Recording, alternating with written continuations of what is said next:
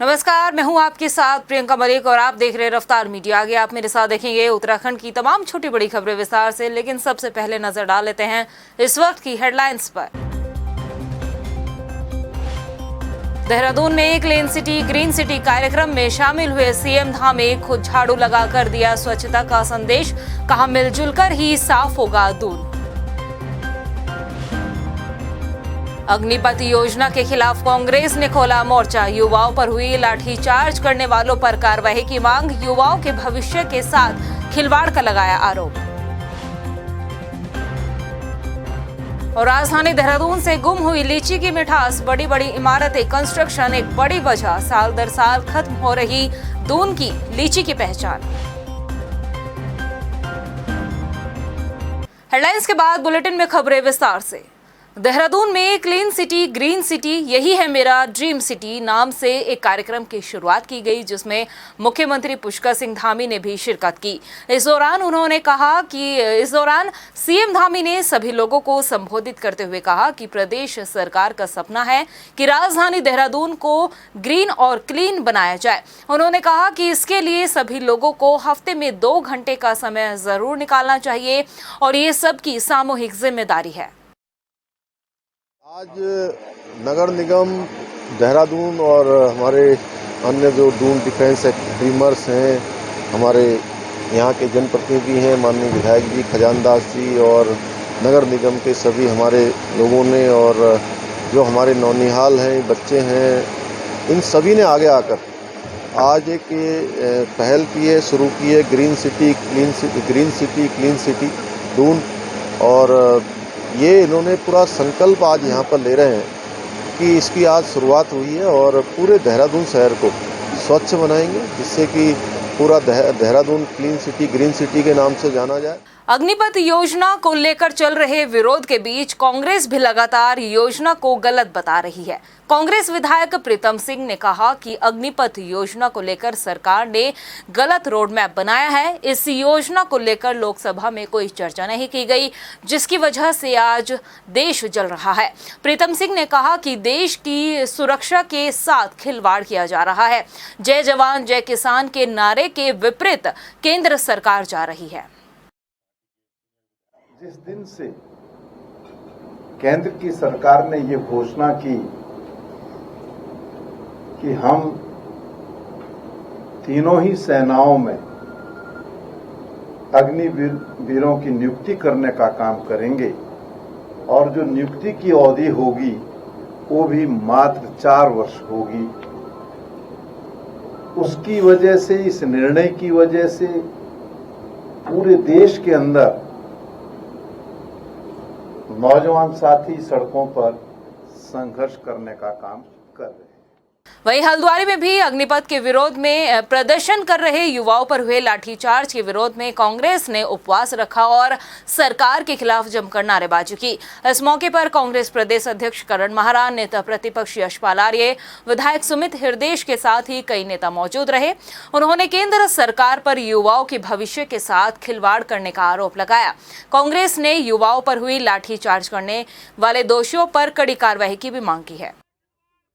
हमारी ये मांग है कि जो बच्चे एजिटेशन कर रहे हैं उनके संग सही से हैंडल किया जाना चाहिए था, और कांग्रेस ने कहा भी था कि हम उनको नेतृत्व भी प्रदान करेंगे ताकि कोई राष्ट्रीय संपत्ति को नुकसान ना हो। उसके बावजूद जिस तरीके से उनको मारा पीटा गया, बच्चों ने जान बचाने के लिए नहर में अपने कूद मारी है, जो मैं देख रहा था, जो बहुत ही अफसोसजनक है। हम इन सब चीज़ों को लेकर आज दिन भर का हमारा उपवास है और हम शाम को आज कैंडल मार्च भी निकालेंगे, जिससे एक आक्रोश, एक जो हमारा है उसको शांतिप्रिय ढंग से, क्योंकि कांग्रेस एक शांतिप्रिय पार्टी है, हम लोग वॉयलेंस पे भरोसा नहीं करते, हम लोग अहिंसा को मानते हैं और हम लोग उसी लिए आज कैंडल मार्च शाम को निकालेंगे।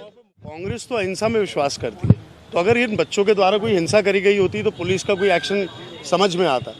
बच्चे शांतिपूर्वक मार्च कर रहे हैं और दौड़ा कर उन्हें पीटा जा रहा है, सड़क पर लिटा के मारा जा रहा है। और ये वो बच्चे, होनहार बच्चे, जो देश के लिए सर्वोच्च बलिदान देने को इतनी मेहनत करते हैं, सुबह भागते हैं, दोपहर को भागते हैं, शाम को भागते हैं, फिजिकल फिटनेस पे फोकस करते हैं, पढ़ाई में होनहार होते हैं। ऐसे बच्चे अगर सड़कों पे आ गए हैं और उन पे लाठियां बरसाई जा रही हैं, तो ये दमनकारी नीति के खिलाफ तो कांग्रेस अवश्य प्रदर्शन करेंगे। वहीं देहरादून में लैंसडाउन चौक पर आम आदमी पार्टी के नेताओं ने भी अग्निपथ योजना के विरोध में धरना प्रदर्शन किया और सरकार का पुतला दहन किया। आम आदमी पार्टी के प्रदेश संगठन समन्वयक ज्योत सिंह बिष्ट ने कहा कि अग्निपथ योजना को खत्म कर पुरानी सेना भर्ती की बहाली की जाए ताकि युवाओं के साथ किसी भी तरह का छल न हो सके। सरकार के गलत फैसले का विरोध करेंगे। उसी के क्रम में आज हम यहाँ पर लैंसडाउन चौक में आम आदमी पार्टी के जो देहरादून के साथी हैं, भाजपा सरकार का, केंद्र सरकार का पुतला फूंकने के लिए यहाँ पर आए हैं, कि विरोध प्रदर्शन करने के लिए आए हैं कि ये जो काला कानून है जिससे देश के युवाओं का भविष्य बर्बाद हो रहा है, वो सड़कों पर उतर आए हैं और तोड़ फोड़ पर उतर आए हैं। उस पर रोक लगाने के लिए जरूरी है कि जिस तरह से 3 काले कृषि कानून सरकार ने वापस लिए, ऐसे ही इस कानून को वापस करे। अग्निपथ योजना को लेकर देश में सुलग रही चिंगारी का असर उत्तराखंड में भी दिखाई दे रहा है, तो इस मसले को लेकर सियासत भी गरमाई है। अग्निपथ को लेकर जहां कांग्रेस इसके पुरजोर विरोध पर उतर आई है, तो बीजेपी युवाओं में योजना को लेकर भ्रम को दूर करने की भरसक कोशिशों में जुटी हुई है। एक रिपोर्ट।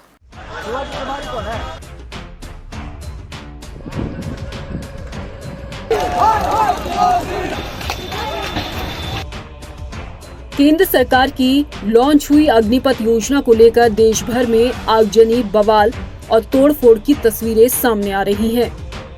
उत्तराखंड में अग्निपथ योजना को लेकर सड़कों पर युवाओं का प्रदर्शन हो रहा है। इस बीच केंद्र सरकार की अग्निपथ योजना पर सियासत भी अब हावी हो चली है। बजट सत्र के आखिरी दिन विपक्ष ने सदन में अग्निपथ योजना को लेकर हंगामा काटा और हल्द्वानी में हुए लाठीचार्ज का विरोध कर सदन से विपक्ष ने वॉकआउट कर दिया। कांग्रेस अग्निपथ योजना को लेकर सरकार पर हमलावर नजर आ रही है।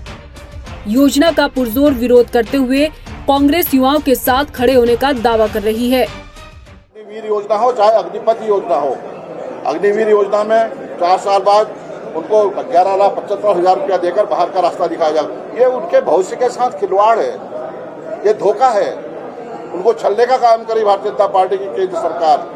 सुरक्षा विशेषज्ञों ने कहा है कि ये गलत हो रहा है, उसके बावजूद भी भारतीय जनता पार्टी जबरन ऐसे योजनाओं को लेकर युवाओं के भविष्य को बर्बाद करने का प्रयास कर रही है। तो ये उत्तराखंड सरकार अपनी दमनकारी नीति, अपनी युवा विरोधी नीति, सैन्य धाम विरोधी नीति, सैनिक विरोधी नीति के तहत उन युवाओं पर पुलिस से लाठीचार्ज करवाती है। जो युवा जुलूस निकाल रहे होते हैं उन्हें जगह जगह पीटा जाता है। जो धरने में बैठे होते हैं उन्हें वहां से उठाकर पीटा जाता है। आज इन्होंने युवाओं को उनकी आवाज, जो अभिव्यक्ति की आजादी का अधिकार हमारे संविधान में है, उसे खत्म करने का काम किया है। विपक्ष अग्निपथ योजना का जमकर विरोध कर रहा है, तो बीजेपी योजना को लेकर युवाओं में पनप रहे भ्रम को दूर करने का काम कर रही है। खुद मुख्यमंत्री धामी अग्निपथ योजना की प्रशंसा कर कह चुके हैं कि ये योजना सेना में जाने वाले युवाओं के सपने को साकार करेगी और प्रदेश को इस योजना का लाभ मिलेगा। तो वहीं सैनिक कल्याण मंत्री गणेश जोशी का अग्निपथ योजना को लेकर ये कहना है कि सेना में जाने का ख्वाब देखने वाले नौजवानों के लिए ये योजना मील का पत्थर साबित होगी। देखिए, सबसे पहले तो मैं नौजवानों से कहना चाहता हूँ कि योजना को देखें, उसको पढ़ें, उसको समझें और तब रिएक्ट करें, क्योंकि ये टोटली पॉलिटिकली मोटिवेटेड दिखाई देता है। और मैं आभार व्यक्त करना चाहता हूँ देश के प्रधानमंत्री नरेंद्र मोदी जी का, रक्षा मंत्री राजनाथ सिंह जी का। विश्व के कई देशों का अध्ययन करने के बाद इस योजना को यहाँ पर लागू किया। कृषि कानून के बाद हाथ लगे इस मुद्दे को विपक्ष जाने नहीं देना चाहता है, तो भाजपा इस कोशिश में है कि अग्निपथ योजना को लेकर युवाओं तक सही जानकारी कैसे पहुंचाई जाए।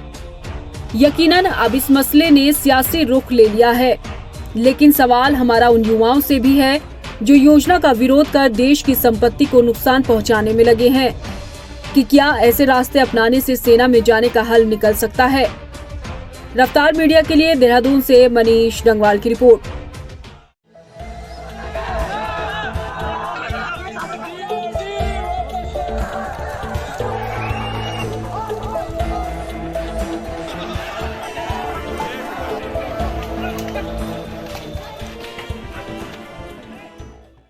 उत्तराखंड सदन पटल पर रखी गई कैग की रिपोर्ट ने चौंकाने वाले खुलासे हुए हैं, जिस रिपोर्ट के बाद सरकार की मुश्किलें भी बढ़ती हुई नजर आ रही है। कैग की रिपोर्ट में बजट ना खर्च करने को लेकर भी सवाल उठाए गए हैं, तो ये भी साफ साफ नजर आ रहा है कि कर्ज के जाल में उत्तराखंड सरकार फंसती जा रही है। एक रिपोर्ट। कैग रिपोर्ट में हुए चौंकाने वाले खुलासे, बजट न खर्च करने को लेकर उठे सवाल। 11 महीने में सिर्फ मार्च महीने में हुआ बजट खर्च। मार्च के महीने में खर्च हुए 2700 करोड़। कैग ने अधूरी योजनाओं पर भी उठाए सवाल। शुक्रवार को सदन में बजट सत्र की कार्यवाही अनिश्चितकाल के लिए स्थगित कर दी गई है। सत्र के आखिरी दिन सदन पटल पर आर्थिक सर्वेक्षण और कैग की रिपोर्ट रखी गई। आर्थिक सर्वेक्षण की रिपोर्ट सरकार के लिए राहत भरी रही, मगर कैग की रिपोर्ट में हुए खुलासे से सरकार कर्ज के जाल में बुरी तरह फंसती नजर आ रही है। कैग रिपोर्ट के मुताबिक राज्य सरकार अपनी जरूरतों के हिसाब से जितना कर्ज ले रही है, उससे चुकाने में नाकामी के बाद दोबारा कर्ज पर कर्ज लेने से प्रदेश के आर्थिक हालातों में सुधार कहीं से कहीं तक नहीं दिख रहा। यानी कि 71% के बराबर राशि उसे पुरानी उधारी और उस पर ब्याज चुकाने पर खर्च करनी पड़ रही है। इससे राज्य को खास फायदा नहीं हो रहा। बकाये कर्ज में 13.66% की दर से बढ़ोतरी हो रही है। 2016-17 से 2020-21 की अवधि में राज्य सरकार ने 29,168 करोड़ रुपए का कर्ज लिया, जबकि 2020 तक राज्य पर 73,751 करोड़ रुपए कर्ज उत्तराखंड पर हो गया, जो सकल राज्य घरेलू उत्पाद का 30.05% आकी गई है। 2016-17 में प्रदेश सरकार ने 44,583 करोड़ रुपए लिए और पुनर्भुगतान की प्रवृत्ति इसमें 65.74 रही। 2017-18 में 51,831 करोड़ रुपए कर्ज के लिए गए और इसमें पुनर्भुगतान की प्रवृत्ति 68.27% रही। 2018-19 में 58,039 करोड़ रुपए लिए गए और इसमें पुनर्भुगतान की प्रवृत्ति 80.92 रही। 2019-20 में 65,982 करोड़ रुपए कर्ज के लिए गए और इसमें पुनर्भुगतान की प्रवृत्ति 95.98 रही और 2020-21 में 73,751 करोड़ रुपए प्रदेश पर कर्ज रहा और इसमें पुनर्भुगतान की प्रवृत्ति 70.90 रही। कैग की रिपोर्ट में इस बात का भी खुलासा हुआ है कि वित्तीय वर्ष के शुरुआत में आने वाले आम बजट को सरकार खर्च करने में आखिरी महीने में यकीन रखती है। ये हम नहीं बल्कि कैग की रिपोर्ट बताती है। कैग की रिपोर्ट में ये खुलासा हुआ है कि 20 विभागों में कुल बजट का 69% से ज्यादा का खर्च केवल मार्च के महीने में किया गया है। हालांकि कैग की रिपोर्ट में राजकोषीय घाटे में सुधार ने राज्य सरकार को थोड़ी राहत जरूर दी है। वित्तीय वर्ष 2020-21 के दौरान उत्तराखंड राजकोषीय घाटे में इम्प्रूवमेंट देखा गया। कैग ने पाया कि चालू वर्ष के दौरान राज्य का राजकोषीय घाटा 5,439 करोड़ रुपए था, जो 15वें वित्त आयोग की निर्धारित मानक दर 3.50% से कम है। राज्य का राजकोषीय घाटा SGDP का 2.29% आका गया है। कैग की रिपोर्ट में हुए खुलासे यकीनन चौंकाने वाले हैं, तो साथ ही साथ ये भी दिखाने वाले हैं कि राज्य की वित्तीय हालात जो है वो साल दर साल कर्ज में कैसे डूबते जा रहे हैं। ऐसे में सवाल ये है कि राज्य को कर्ज से उबारने के लिए प्रदेश सरकार क्या कुछ कदम उठाती है। रफ्तार मीडिया के लिए देहरादून से ब्यूरो रिपोर्ट। राजधानी देहरादून में भी भू माफियाओं के हौसले बुलंद होते जा रहे हैं। गणेशपुर से भी एक ऐसा ही मामला सामने आया, जहां पर एक महिला की 3.5 बीघा जमीन तो है, लेकिन जब भी महिला अपनी उस जमीन पर कुछ निर्माण कार्य शुरू करती है, तभी स्थानीय नेता विधायक के नाम की धमकी देकर उन्हें डराने धमकाने का काम शुरू कर देते हैं। पीड़िता ने आरोप लगाया कि नेता उनसे 20 लाख रुपए की भी मांग कर रहा है। पीड़िता ने यह भी बताया कि इस मामले में पुलिस विभाग से भी कई बार शिकायत कर चुकी है, लेकिन उनकी कोई सुनवाई नहीं हो रही है। मैं तो कहूँ अपनी जमीन पर मैं अपना आप काबिल हूँ। जैसे कैसी मेरी जमीन है, मैं अपनी जमीन पर लड़ रही हूँ, अपनी जमीन पर काबिल हूँ। मैंने फालतू नहीं लेनी, जितनी मेरी जमीन है अपनी जमीन पर खड़ी मैं। तो कोई पैसे पूछे भी कोई मांग रहा आपसे? हाँ, 20 लाख रुपया कह रहा। क्या कह रहा है? अब 20 लाख रुपए दो मुझे। किस बात के मांग रहा? अब क्या पता जी, सीधा दिमना मार रहे हम, हमारी सुनाई नहीं आ रही जी कुछ भी। हम गरीब आदमी की सुनाई नहीं आ रही है, उसके सब सुन रहे, वो एकदम से बुलावा, एकदम से पुलिस आ जाएगी। हम पुलिस तक की तंबा भी लेकर गए, मगर चलो हम चल रहे हैं जी, हमारी गलती नहीं, हम चल रहे हैं। वहीं लोहाघाट में पेट्रोल पंप कर्मियों ने लोहाघाट थाने के एसआई और 2 पुलिस कर्मियों पर उनके कमरे में दरवाजा और खिड़की तोड़ने के साथ ही अभद्रता करने का आरोप लगाया है। कर्मी ने बताया कि शनिवार देर रात 3 पुलिस कर्मी पेट्रोल पंप में उनके कमरे में आए। दरवाजा देरी से खोलने पर पुलिस कर्मियों ने उनके साथ नशे की हालत में बदतमीजी करने लगे। थाने के एसओ जशवीर सिंह चौहान ने कहा कि मामले में अब जांच की जा रही है। सर आपको हमारे को ये कहने के लिए आए थे वो कि बोतल में तेल नहीं देना है। सर इसका कोई टाइम होता है, टेबल होता है। ऊपर से हम लोग रात को 12:30 बजे सोए हैं, नीचे आकर के खिड़की तोड़ दी, दरवाज़ा तोड़ के अंदर घुसे हैं और हमारे बिस्तर फेंक करके हमको कह रहे हैं कि तेल नहीं देना है बोतल में, अपने मालिक से बात कराओ। मैंने मालिक से भी बात कराई। एक आंदोलन चल रहा है जो अग्निपथ योजना को लेकर, तो इस कारण सेंसिटिविटी रखी गई थी। लेकिन हमें ये संज्ञान में आया कि वहाँ पुलिस वालों ने द्वारा, जैसा कि आपके द्वारा आरोपित है, कि वहाँ ज़बरदस्ती उनको उठवाया गया और तब जाके वहाँ उनको अवगत कराया गया। तो इस संबंध में हमें भी जानकारी मिली, हम इसमें जांच करेंगे और जो भी कार्रवाई हो आगे बता दीजिए। देहरादून की पहचान माने जाने वाले प्रसिद्ध बासमती के स्वाद और खुशबू के बाद अब लीची की मिठास भी गायब हो रही है। बाजार में इस बार देहरादून वासियों को दून की लीची काफी मुश्किल से मिल रही है। जो भी आ रही है अब उसमें वो रस और मिठास नहीं रही। लेकिन ऐसा क्या कारण है जिसकी वजह से देहरादून की लीची साल दर साल कम होती जा रही है, वो हम आपको अपनी इस स्पेशल रिपोर्ट में दिखाएंगे। आज बात करेंगे राजधानी देहरादून की लीची की। अब आप सोच रहे होंगे कि देहरादून की लीची और बासमती चावल का जमाना तो चला गया। न अब यहाँ बासमती के चावल का स्वाद रहा, न अब यहाँ लीची की मिठास रही। लेकिन हम सब के लिए ये जानना बेहद जरूरी हो जाता है कि जिन चीजों से देहरादून की पहचान थी, अब वो चीजें विलुप्त क्यों हो रही है। दरअसल एक वक्त हुआ करता था जब देहरादून के डालनवाला, राजपुर और जाखन जैसे क्षेत्रों में लगभग हर घर में लीची के बगीचे हुआ करते थे।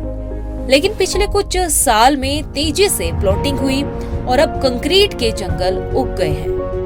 जमीनों के दाम बढ़ने से डालनवाला, ईसी रोड, जाखन और राजपुर जैसी जगहों पर बगीचे प्लॉटिंग में बदल गए। इससे लीची के बगीचे और खेती की जमीन कम हो गई है। लीची के लिए पानी की जरूरत भी ज्यादा होती है। पानी कम होने और ग्लोबल वार्मिंग और इसके साथ तापमान बढ़ने के कारण भी इनकी पैदावार और क्वालिटी दोनों पर असर पड़ा है। फल विक्रेता की माने तो पहले देहरादून के कई क्षेत्रों में लीची के बाग बगीचे हुआ करते थे, लेकिन आज वहां पर बड़े बड़े फ्लैट और बिल्डिंगें बन गई है। सबसे ज्यादा तो ये कम हो रही है, दिन ब दिन पेड़ कटते जा रहे हैं। अब जहाँ भी देखो, जहाँ कोठी बनती जा रही है, पेड़ खत्म होते जा रहे हैं। तो महंगी तो होनी है, कुछ महंगी भी होगी, कुछ खत्म होती जा रही है। यहाँ की लीची का स्वाद से सर थोड़ा खट्टेपन में आती है। हाँ, यहाँ की लीची में कीड़ा नहीं है। रामनगर की लीची में थोड़ा कीड़ा भी आ जाता है, यहाँ की लीची में कीड़ा नहीं है। वहीं जब हमारी टीम ने लीची की पैदावार कम होने पर और ज्यादा जांच पड़ताल की तो पता चला कि मौसम भी लीची की कम पैदावार के लिए हानिकारक साबित हुआ है। निरंजनपुर मंडी सचिव का ये भी कहना है कि इस समय पर बारिश न होने और गर्मी बढ़ने से लीची की क्वालिटी पर असर दिखा है। मंडी में अब लीची थोक में 50 से 60 रुपए किलो के हिसाब से बिक रही है, जबकि बाजार में अलग अलग वैरायटी की लीची 80 से 120 रुपए किलो तक बिक रही है। देखिए, लीची की जितनी भी आवक होनी चाहिए, अराइवल आनी चाहिए थी मंडी में, उतनी संख्या में नहीं आ रही, उतनी क्वांटिटी में नहीं आ रही। पर डे लगभग 300 से 350 कुंटल ही आ रही है। और बहुत ज़्यादा आप देखते हैं कि शहरीकरण होने से सारे बाग बगीचे देहरादून के कट चुके हैं। और दूसरा जो मौसम की जो मार भी इस पर लीची भी पड़ी है, उससे भी जो है फसल काफ़ी ख़राब हुई है। इस वजह से जो है मंडी में जो अराइवल इस लीची की काफ़ी कम है। जिस तरह से साल दर साल राजधानी देहरादून में लगातार प्लॉटिंग की जा रही है, उससे यहाँ के हरे भरे बाग बगीचे खत्म होने की कगार पर है। ऐसे में आने वाले कुछ सालों के बाद देहरादून के लोगों को देहरादून की लीची की मिठास शायद न मिल पाए। इसलिए राजधानी की पहचान, यहाँ की धरोहर और यहाँ के स्वाद को बचाए रखना हम सबकी जिम्मेदारी है। जून का का महीना चल रहा है और जून के इस टाइम अगर हम गर्मी की बात करें तो लगभग 40 डिग्री सेल्सियस से तापमान ऊपर जा रहा है। और वहीं अगर जून की बात करें तो इस महीने लीची का मौसम आ जाता है और लीची ऐसा फल है जिसे सभी लोग पसंद करते हैं। लेकिन वहीं आज हम लीची की बात बताएंगे। लीची पहले देहरादून की अगर हम बात करें, देहरादून में सेवला कला, ISBT, शिमला बाईपास, डालनवाला, कई ऐसे क्षेत्रों में लीची हुआ करती थी। काफ़ी तादाद में देहरादून में लीची हुआ करती थी, जो कि लोग यहाँ से लीची देहरादून से बाहर राज्यों में जा करती थी और क्या कहते हैं अन्य जनपदों में जाती थी। लेकिन अगर हम बात करें अब इस वर्तमान की, इस समय हम एक बाग में है लीची के, और लीची के बाग में आप देख सकते हैं कितनी काफ़ी कम तादाद पे लीची लगी हुई है। जो बाग के मालिक हैं वे भी परेशान हैं क्योंकि लीची हर साल दर साल कम होती जा रही है देहरादून में। अगर हम पेड़ों की बात करें, पेड़ों में आप साफ तौर पे देख सकते हैं लीचियों की संख्या कितनी कम देखने को मिल सकती है। वहीं अगर हम बात करें, हमने बात करी थी जो यहाँ के बाग के हैं दुकानदारों से, और जो निरंजनपुर सचिव है उनका साफ तौर पे कहना है कि जो देहरादून में पहले काफ़ी तादाद में बगीचे हुआ करते थे, चाहे वो डालनवाला हो, सेवला कला हो, ISBT हो या शिमला बाईपास हो, लेकिन धीरे धीरे लगभग 15 से 20 साल में लगातार यहाँ पे जो प्लॉटिंग होती रही है, जितने भी बाग है ख़त्म होते जा रहे हैं। धीरे धीरे लगभग जितने भी बगीचे हैं सबको ख़त्म कर दिया जा रहा है, उन पे फ्लैट बनाए जा रहे हैं, घर बनाए जा रहे हैं, जिससे बगीचे धीरे धीरे ख़त्म होते जा रहे हैं। वहीं अगर हम ग्लोबल वार्मिंग की बात करें, लगातार देहरादून में जिस तरह का पहले का मौसम हुआ करता था वैसा मौसम अब देहरादून में नहीं होता है, जिससे कि ग्लोबल वार्मिंग के कारण लगातार गर्मी पड़ रही है और पानी की कमी भी लगातार पड़ रही है। बात करें अगर इन लीची के पेड़ों को काफ़ी पानी की आवश्यकता पड़ती है और पानी की आवश्यकता न पड़ने से इनकी जो पैदावार है धीरे धीरे कम होती जा रही है। वहीं अगर हम बात करें लीची की देहरादून में आने की, फ़िलहाल जो भी मंडी में देहरादून में लीची भी बिक रही है, रामनगर से आ रही है, नैनीताल या फिर विकास नगर कटा पत्थर से आ रही है। देहरादून की लीची की अगर बात करें, देहरादून की लीची काफ़ी कम ही संख्या में यहाँ बिक रही है, और अगर बिक भी रही है काफ़ी महंगी रेट पे मिल रही है। अगर इस तरह ही अगर रहा तो धीरे धीरे आने वाले कुछ सालों में लीची की तादाद बहुत ही कम हो जाएगी और यहाँ के जो देहरादून के लोग हैं उन्हें बाहरी जनपदों की लीची खानी पड़ेगी। कैमरा पर्सन अरविंद रावत के साथ हिमांशु चौहान, रफ्तार मीडिया, देहरादून। उत्तराखंड सरकार राजधानी देहरादून को स्मार्ट सिटी बनाने की कवायद में तो लगी है। स्मार्ट सिटी के तहत कुछ हद तक काम भी हुआ, लेकिन सुस्त पड़े स्मार्ट सिटी के काम से आम जनता को काफी परेशानी हो रही है। इतना ही नहीं, विपक्ष भी सत्ता पक्ष से स्मार्ट सिटी के कार्यों की जांच कराने की अब मांग कर रहा है। ये रिपोर्ट देखिए। प्रदेश की राजधानी को स्मार्ट सिटी बनाने की कोशिश में सरकार लगातार प्रयास कर रही है। सरकार के इस प्रयास में राजधानी देहरादून में स्मार्ट सिटी के नाम पर कई तरह के कार्य भी चल रहे हैं, लेकिन आम जनता इन कार्यों से नाखुश नजर आ रही है। स्मार्ट सिटी के नाम पर देहरादून के कई क्षेत्रों में पिछले कई सालों से काम किया जा रहा है। जगह जगह सड़कें भी खोदी जा रही है। सड़कों की खुदाई की वजह से सड़क में आम इंसान का चलना मुश्किल हो गया है। आलम यह है कि हादसे होने का डर भी बना रहता है। इतना ही नहीं, लोग इस मौसम में चलने वाली आंधड़ से भी परेशान हैं। भैया ऑब्वियस सी बात है, दिक्कत तो हो ही रही है। पूरा काउंटर, जितनी बार झाड़ू मारते हैं उतनी बार धूल मिट्टी। सबसे ज़्यादा प्रॉब्लम तो ये है कि हमारे फेफड़ों में जा रही है धूल। बहुत ज़्यादा दिक्कत हो रही है हमें, इससे हम बीमार खुद हैं। अब मुझे 15 दिन हो गए जब से काम चला, तब से मुझे जुकाम ही हो रहा है, ठीक होने में नहीं आ रहा है। क्यों? धूल मिट्टी की वजह से। सामान पे मिट्टी भी बैठती है, धूल भी होती है, पब्लिक को भी परेशानी हो रही है, हमारे को भी दिक्कत होती है। ध्यान नहीं दे पा रहे, सारे में गंदगी हो रही। जितने ग्राहक आते हैं वो सारे मिट्टी बताते हैं, बर्तन गंदे हैं, क्या करा जाए। आम जनता जहां स्मार्ट सिटी के कार्यों की रफ्तार से परेशान है, तो वहीं विपक्ष भी सरकार पर निशाना साध रही है। कांग्रेस नेता और पूर्व कैबिनेट मंत्री हीरा सिंह बिष्ट ने नाराजगी जाहिर कर आरोप लगाया। उन्होंने कहा कि स्मार्ट सिटी के नाम पर हजारों करोड़ों का घपला किया गया है। स्मार्ट सिटी क्या है, जब से स्मार्ट सिटी का चक्कर हो रहा तब से तो हमारे देहरादून में मेरे सामने की नाली आ जाओ 30 दिन ढेर मिलेगा आपको कूड़ा। भी मुझे शिकायत करनी पड़ती, मेयर को एमएनए को शिकायत करनी पड़ती, तब वो कूड़ा निकालें गोबर का। डेयरियों को व्यवस्था नहीं हो रही और ढेर लगा देंगे, एक हफ्ता बाद पूरी सड़क गंदगी से भर रहेगी, गाड़ी नहीं चल सकती। गड्ढे इधर खोद उधर खोद, कोई इंडिकेशन नहीं, सड़क बन रही। अरे 4-4 बार लोग इतने परेशान हैं यहाँ आने को कि कहाँ पे किधर जाए, पता नहीं कहाँ पे बोर्ड लगा मिल जाए, कहाँ पे गड्ढा मिल जाए। स्मार्ट सिटी जांच होनी चाहिए। स्मार्ट सिटी के कार्य की जो धीमी रफ्तार है उससे जनता काफी परेशान है। तो स्मार्ट सिटी के कामों पर अब विपक्ष भी अपनी राजनीतिक रोटियां सेकने का काम कर रही है। ऐसे में देखना ये होगा कि आखिर स्मार्ट सिटी का काम कब तक पूरा होता है।